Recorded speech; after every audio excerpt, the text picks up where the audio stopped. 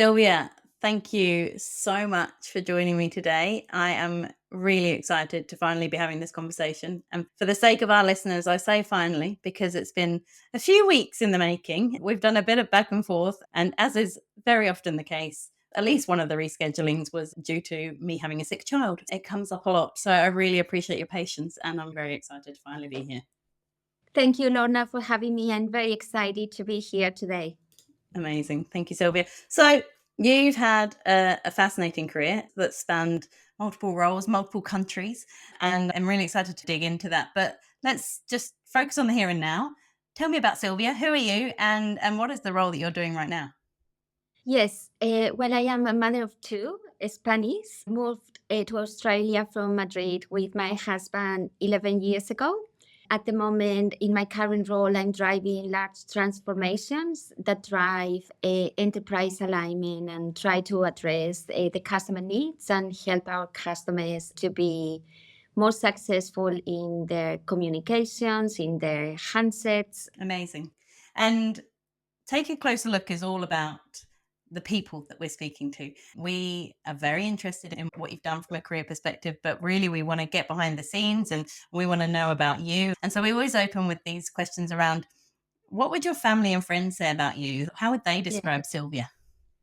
Yes, I think my family and friends will see me as very generous with my time, with everything I've got, very supportive of their decisions, very curious about why they made specific decisions, and also very present in their moments. Nice. And is that reflective in work personality as well? Or do you think there's anything else that your colleagues say that's maybe a bit different? Yeah, I think I generally embrace the power of authenticity. So I think that if my family and friends will see me at work, I think they will see I am also very supportive of my team, my leaders, very committed to get the job done. I remain calm when things don't go as per planned. But I also think that they do not realize in a role like mine the kind of complexity that it involves, trying to solve different problems for our customers, for the company, trying to align different stakeholders from different business units with their own KPIs and priorities. I think that is very complex, and my family wouldn't see that often. So I think they'll be a little bit surprised that magic environment that I try creating at work, where there is fluid conversations, where everyone can share where they are coming from, their concerns, and then the magic happens, and we get alignment, remove the roadblocks, and we achieve the goals that we wanted to achieve.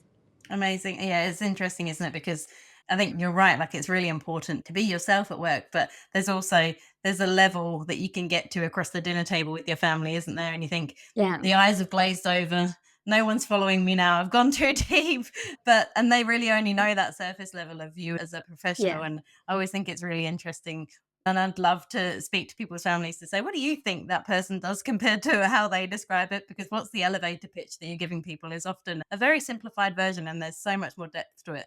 The Yes. other question that we always like to ask, because this podcast is about you offering up the insights and the learnings and the pitfalls and the successes that you've had along the course of your career. But we always like to ask as well, who have you been inspired by along the way? Who's really driven you? Yeah. Yeah, I think there are a few things that or people that inspire me. It would be very hard to choose, and I generally like to read from many different authors and biographies to learn more about those defining moments that different people had faced and how they grew from them. If I had to pick maybe two, I would say Jacinta Ardern is definitely one of the most inspiring women I found. I love how she embraced the power of kindness and at the same time being very resilient and a very strong leader. And then, secondly, from sports, I also would like to mention Rafa Nadal.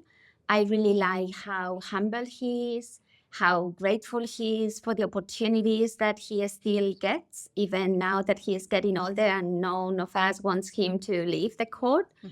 And also how he celebrates the successes still. If he was a little child and it was his first Grand Slam I love that. Yeah, I agree. I agree with both of those as well. And Jacinda, being a New Zealand citizen, I obviously Yes. am very familiar with Jacinda. And politics aside, what she did was incredible. Her and the way she handled herself, the way she handled the multitude of unpredictable situations that she had to deal with, I think was really truly inspiring. I agree. And Rafa, have you watched the Netflix documentary Breakpoint? Yes, I have. Oh yeah, I think that kind of thing really brought to light to me like his personality, but generally the personality of tennis players. I think it's fascinating. Yes. Yeah, I thought you were gonna tell me if I had watched the double that he just played at the Olympics Oh every yeah, no, time. I haven't even seen that. Yeah, no, I had been watching them. It's a little bit of a shame they just lost against the US yesterday night. But still, it was very good to watch, especially because tennis is an individual sport, and Yeah. them playing together as a team and supporting each other is also very powerful. Yeah, I always think, yeah, doubles for tennis players must feel like such a relief almost. It's such a, you've got to be so mentally strong to be a professional tennis player, I think, and go out there on your own and do that all by yourself. And so maybe having Yeah. someone by your side, or maybe it's not, maybe they actually think, I wish I was just on my own. It takes a certain type of personality, I think. Anyway, aside from tennis, I want to dive into now your career journey. As I alluded to at the beginning, you've spanned multiple roles, multiple countries, and you started out in that sort of consulting area in two of the big four professional service firms over in Spain, and you moved through some quite technical roles to the role that you're in now that, as I see it, brings everything together to make sure that you're really bringing value to the customer. But yeah, I'd love to hear about your journey in your terms. Yes, I did study a very technical degree. I did telecommunication engineering. After studying engineering, I decided to get into the Big Four consulting space. I did a lot of strategy work and customer related work using data analytics and technology. And I think that piece of consulting gave me very strong foundations for the job that I'll be delivering after. Also, being in a global Big Four helped me to come to Australia. I came in 2013. And then after spending some years there, I ended up moving to the client and corporate world. I joined Vodafone, then I've been with Westpac, and now I am at Optus. I like very much the combination between consulting and client. I think they complement each other very well. And I think, as I said, being a consultant in the younger age or years in your career helps you very much to get methodologies, to understand problems, to get a method to unpack the problems, and then moving between the technology and the most technical roles to the most CEO level conversations and being able to describe the job you are doing in a way that is engaging and take stakeholders with you in the decisions that you are chasing. Yeah.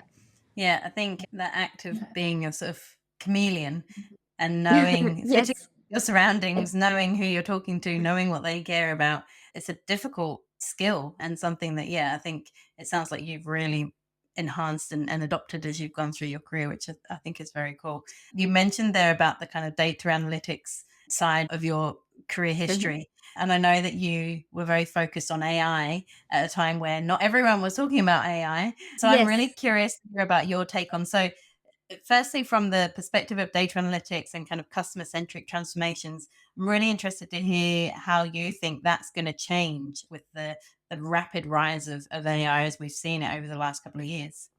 Yes, I think like this might sound like a long time ago, but actually when I started to do some AI and predictive analytics was back in 2003, 2004, where in Spain, basically we were facing some challenges from a cost perspective, and the market shift from being broadcasting marketing and everyone in the customer base will get a campaign to being much more selective and narrowing the targeting of the campaigns to be more successful in the conversion as well as in the cost of those activities. At that time, and using data, basically it was about understanding the customer profile, creating teams such as customer intelligence teams. Even organizations move from having head of, let's call it credits or loans or cards in banks, for example, to have heads of specific customer segments like head of youth, head of the elderly, the families, and all of that. So in that moment, the data was using, as I said, to understand the profiles and then to use data to predict the propensity of customers to take on a second product or prevent customers from leaving and churning. And I think that trend came to Australia as well. I think probably 10 years ago when I arrived, that was in the making. We did a lot of BI transformations, more business intelligence transformation to move from Excel to visual analytics dashboards with Tableau or ClickView, ClickSense, and Power BI, to name a few, but there are many. I think now we are in a moment where we move beyond those visualization techniques. We have started a lot of predictive analytics with, again, the propensity models to cross-sell, to prevent churn. And now with Gen AI, we are getting far beyond that. I am actually amazed with how fast Gen AI is progressing. How we are moving towards creating new content for marketing. Like a year ago was text, then we got into pictures and imaging. Now the videos are amazing.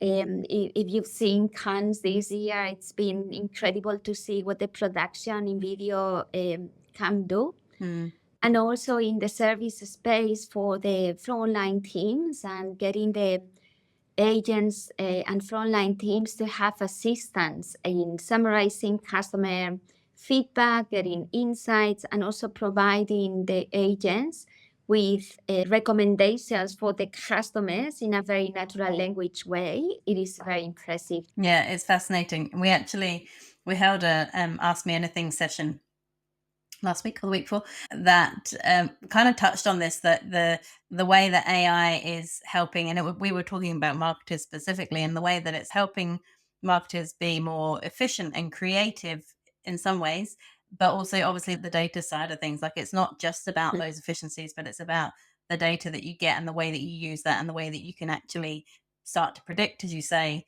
what customers want, what customers will need. And yeah, it's incredible what it's done in the last couple of years. And if you think about what it's done in the last couple of years, it's almost terrifying to think what it might do next. But yeah, I think it's a fascinating space. And going back to thinking about, you were talking before about you think starting out in consulting was good and it really helped you to create those foundations that you've built on. I guess for anyone listening, we love this podcast to be a kind of almost like a mentoring session. So we were giving people this opportunity to hear from you and have 30 or 40 minutes with you that they wouldn't otherwise get. And so if someone was listening to this thinking, I'm just not sure whether to go down the consulting route or the kind of client side, what would be your take on the kind of benefits of both, and how would you advise people approach that? I think probably the first piece of advice would be just to trust yourself, because I think that both paths present with wonderful opportunities. So it's probably about asking yourself the questions about what kind of roles you like to do, what kind of problems you like to solve, what people are doing, roles that you might be interested in, and what you know about them, what you learn about them is something that you get excited about. I think both paths can drive a lot of success. So just read, investigate, be curious, ask yourself where do you see that you will enjoy the most, and then just give it a go. There is no decision that is just forever, and I cannot change career path at all. There are multiple people actually that change their career path, and that is also a very good thing. I think from my perspective, what I really enjoyed about consulting is having the opportunity to work for different clients, different industries in the early years. Like, I work for banks, for utilities, for government, for a variety of clients that helped me to really learn what was it to work in there. Because at uni, you didn't get a proper understanding of what the job is going to be like. Hmm. So having that exposure to different clients and have a taste of what it is, I think is powerful. And I completely agree. So I come from an agency background and have done again similar, like agency and in house, Yeah. albeit in very different roles. But yeah, I agree. Being able to juggle and being able to adapt to the different clients and different clients' needs and personalities, even. But also, I think there's still times now where I'll find myself applying something from 10, 15 years ago, agency side, with a client in a completely different industry at a completely different time Yeah. in the world. I'll take some lessons that we learnt there and apply it to what I'm doing now. And I think you just pick up so many little nuggets through Yeah. that sort of consulting environment that you forget about, but you always store them in the back of your mind and you come back to them all the time. And I Yes. think that's really invaluable.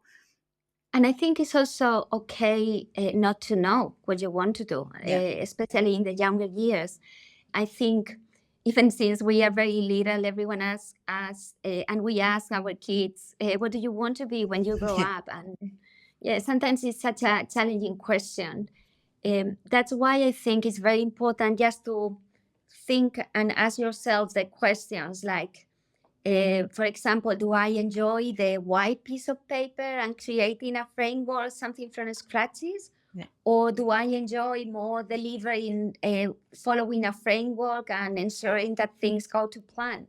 Am I more analytical and love the data, or I am more creative and love a little bit of the fluidity Yeah. of the job?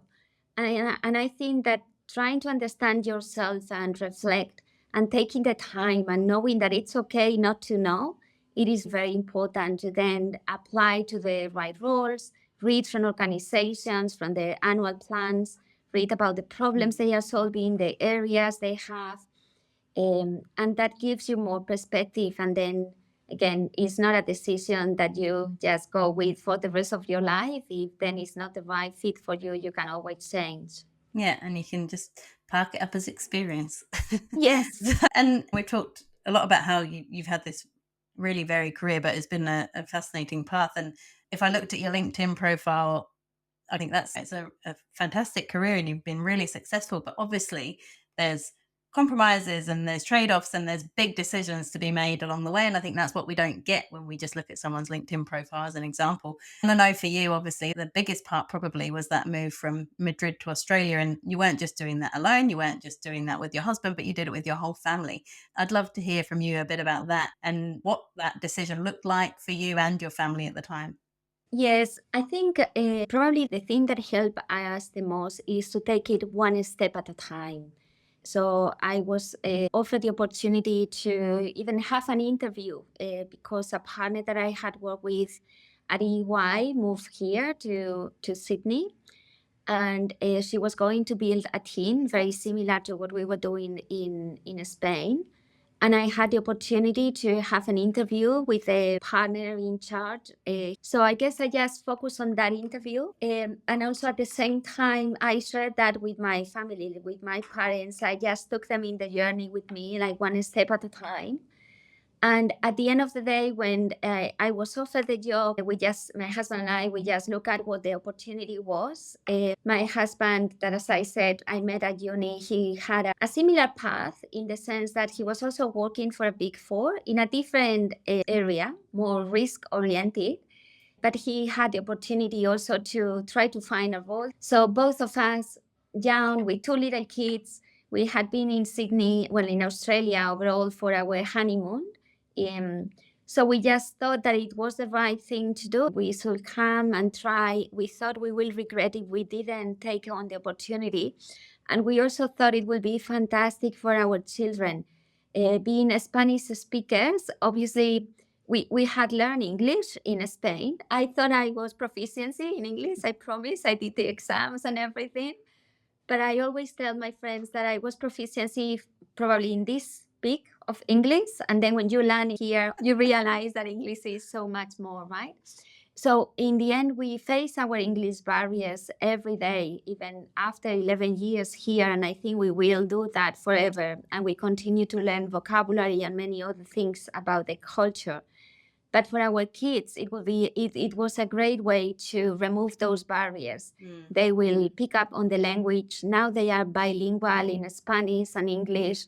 Yeah, we just thought we had to try. We thought we'll be here maybe 4 years. We came initially with a working visa for 4 years, but then we were really happy here. We had good balance. The kids are very happy. The job is going well. And yeah, we have been now here for 11 years. We are now Australian citizens as well as Spanish citizens. And yeah, we are very happy. It was a big move, but we took it just one step at a time. The classic story of people who come over to this side of the world. I'm the same. See how it is, and then however many, a decade later, at least a decade later, you're still here. So yeah, it's awesome, and as you say, it's a big move to make with children. But to your point, the children are the ones who are super resilient and then will actually take so much more from it and will possibly find it a lot easier. And we tend to do the worrying for our children, I think. So they usually adapt a lot more easily than we expect them to. Yeah. I remember with my son that was 3 at the time. Obviously, for him was a bigger change in the sense that at school he will speak in Spanish perfectly and have friends. But then when he will arrive in here, he wouldn't understand anything. So with him, we were like, we didn't know anything in English either. Like I was telling my son, when we will arrive in there, we won't understand anything, but then you will be picking up so fast that you will teach me and my husband, you will teach us the words and everything. And then when we arrived in here, there was this word he learned at school that it was just a sticky tape that I didn't know about. And then he told me that word, and I was like, look, you are teaching us new vocabulary. So he was like happy and proud that he could help us also doing that. That's really cool. That's really lovely. There's obviously, there's those sort of cultural challenges, and language must have been a really big one. How did you overcome them? And if someone was looking to do the same sort of transition, how would you advise that they overcome those obstacles as they move to a new country? Yeah.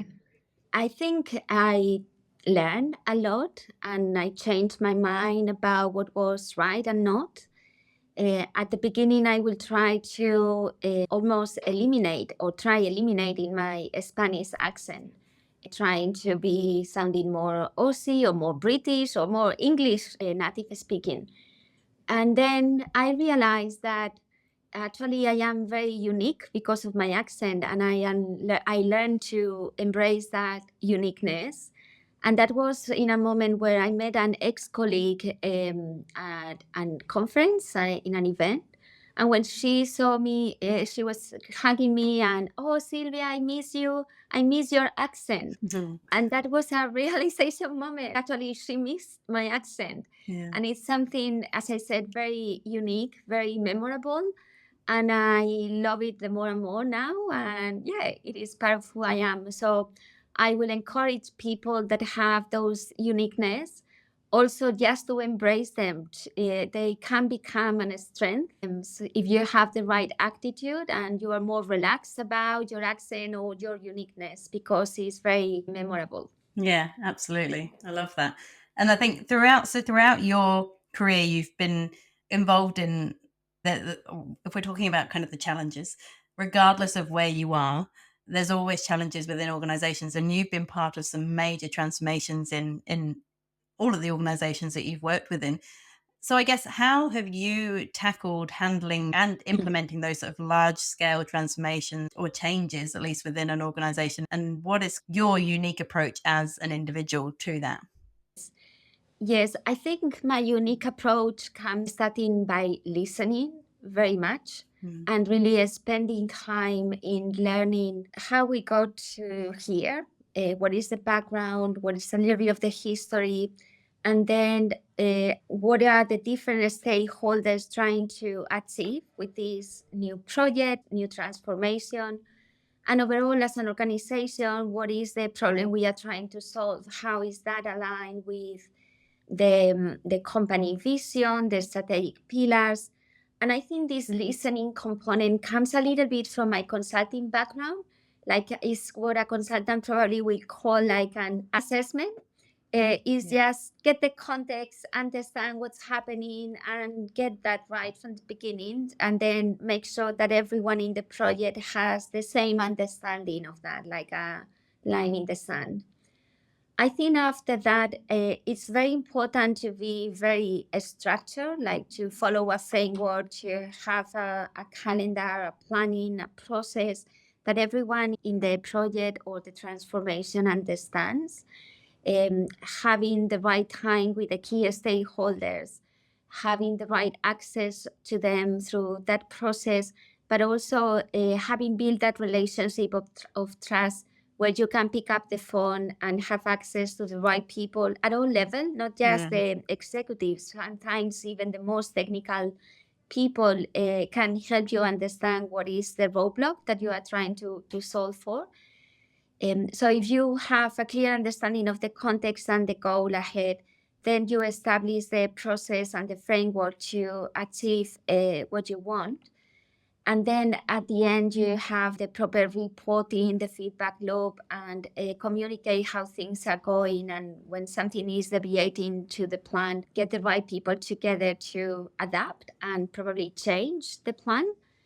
I think that has helped me to be successful in these projects because change is the only thing that remains constant. And it is very important to establish the processes and the right culture and touch points with the right people to face the challenges. Yeah. And have there been any instances where things haven't quite gone right? I guess everyone loves a horror story. So any horror stories that you can share? And I guess from the positive point of view on that question, what sort of lessons have you taken with you as a result? Yes, I think that sometimes it's very tricky in the big projects to be in all the conversations, right? Yeah. And when you are like forming the approach, when you are trying to land on a number of decisions, some people might be a little bit jumping into all the unknowns very fast. And I don't know this, and what are we going to do with that? And I need to understand this from A to B fully, and otherwise we cannot move forward. So I find sometimes it's easy to fall into, oh, we don't know, we don't know, we don't know, we don't know. And I think that what helps so that we continue to make progress is to focus actually on what you know and keep progressing one step at a time. And then the answers to those unknown questions will become clearer. And yeah, just trying to be proactive, just trying to be part of the solution, not just calling out the risk and the unknowns. Yeah. I think I've been in projects where these things have happened. And I think in those situations, it's important to remain calm, to remain focused, to understand also that no one wants not to be successful in the project, right? And we are all part of the same link.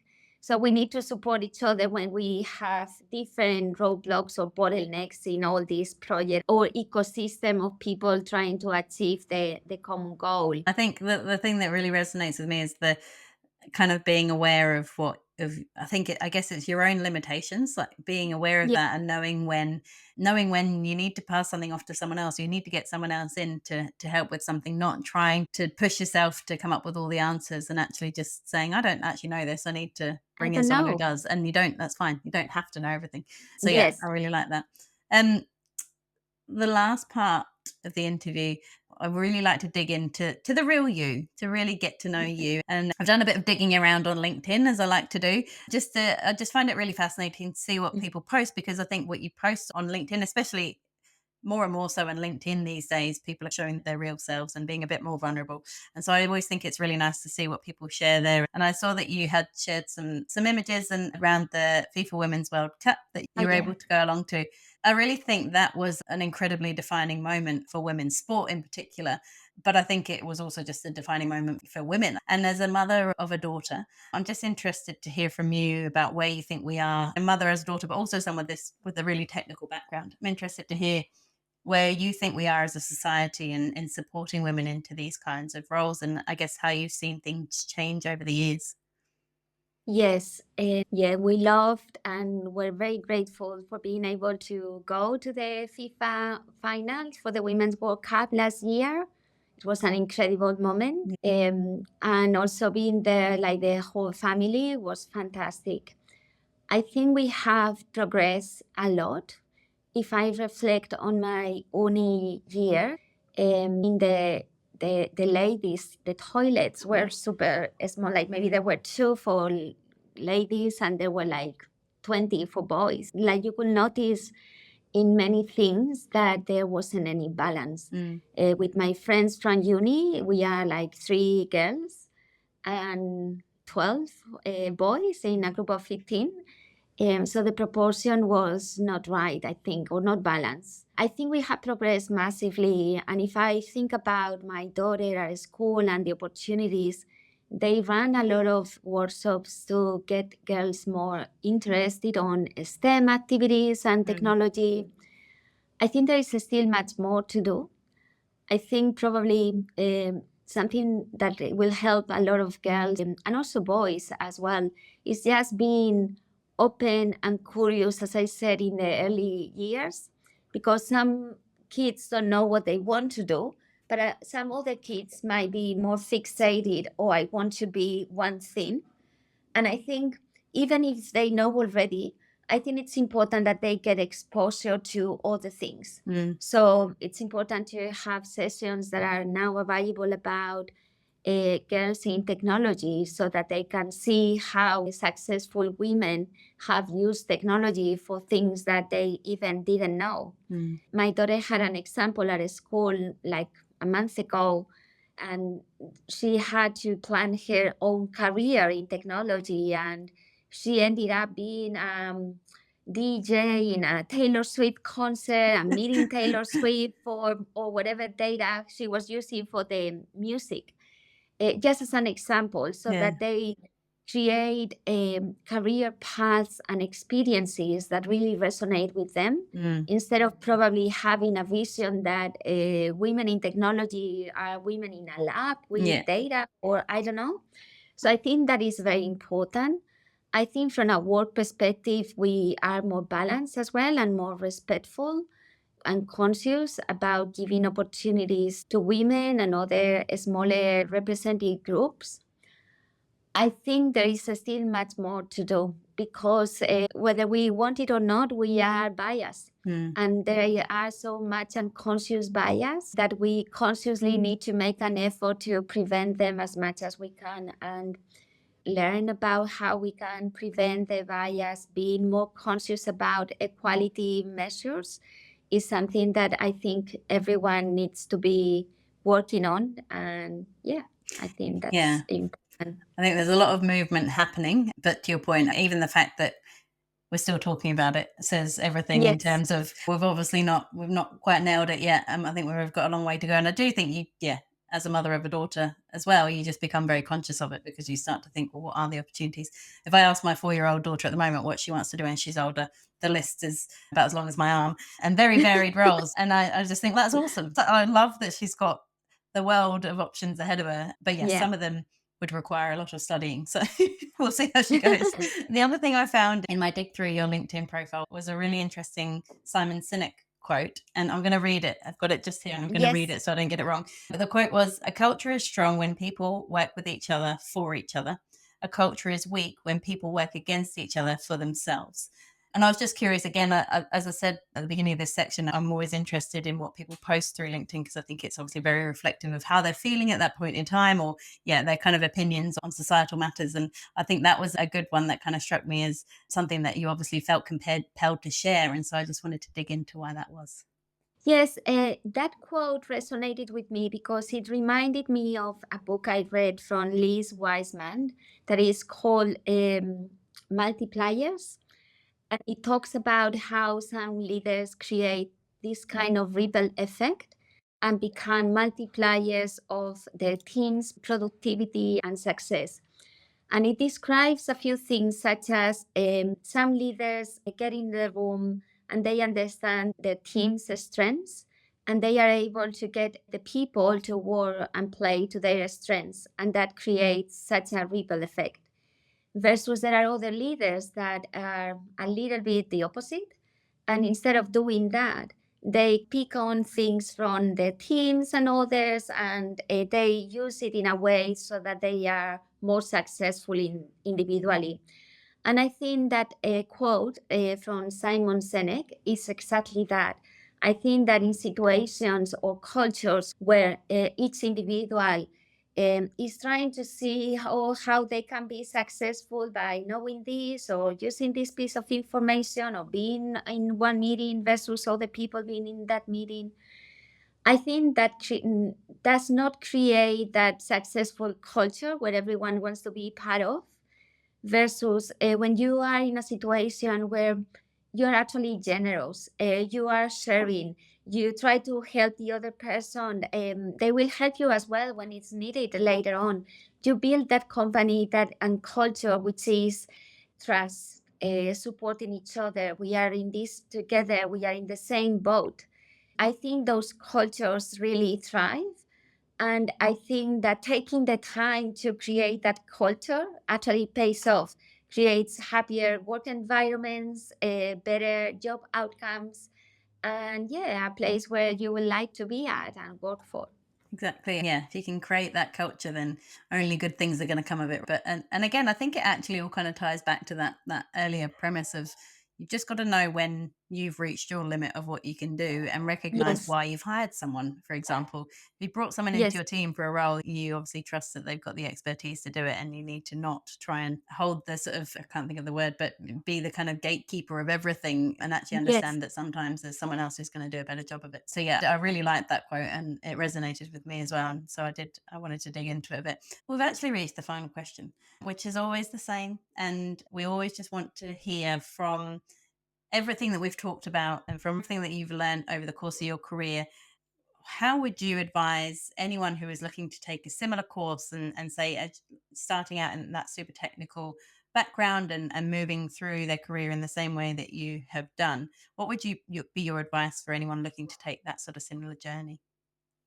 Yes, I think an important piece of advice is to simplify as much as possible. I think that being a technical engineer and also very curious and a little bit perfectionist as well, I like to understand all the details and make sure that things add up. And sometimes, if you want to move from a more technical role into a more executive role, it is important to simplify all of that complexity and transform the message in something simple that makes sense, that is customer oriented, and how all that complexity is going to help the organization to achieve their goals.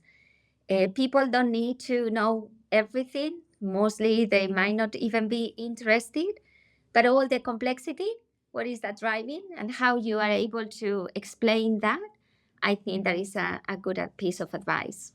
Amazing. Thank you so much. As I said at the beginning, it's been a bit of a journey for us to get here. So I really appreciate your patience. It's been fantastic. And thank you. Thank you so much for being part of it. It's been a pleasure. I enjoyed very much the chat, and I hope it is helpful and useful to the audience.